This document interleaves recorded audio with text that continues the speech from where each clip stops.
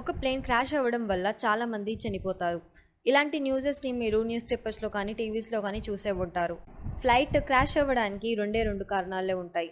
మొదటిది engine fail అవ్వడం and రెండవది ఫ్లైట్లో టెక్నికల్ ప్రాబ్లం రావడం.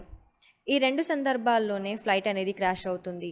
ఈ మ్యాటర్ పైలట్లకి ముందుగానే తెలుస్తుంది. పైలట్లు కూడా చివరి వరకు ఫ్లైట్ని సేఫ్గా ల్యాండ్ చేయడానికి ప్రయత్నిస్తారు. కానీ ఇంజన్ ఫెయిల్ అవ్వడం వల్ల ఫ్లైట్ని సేఫ్గా ల్యాండ్ చేయడం కొంచెం కష్టమే.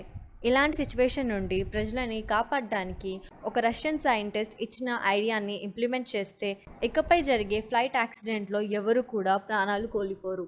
ఫ్లైట్ ఇంజన్ ఫెయిల్ అవుతుందో ఆ టైంలో ప్యాసింజర్స్ కూర్చున్న పోర్షన్ మొత్తం పైలట్ ఒక బటన్ క్లిక్ చేయడం వల్ల ఒక క్యాప్సూల్లా ఫ్లైట్ నుండి సపరేట్ అయిపోతుంది.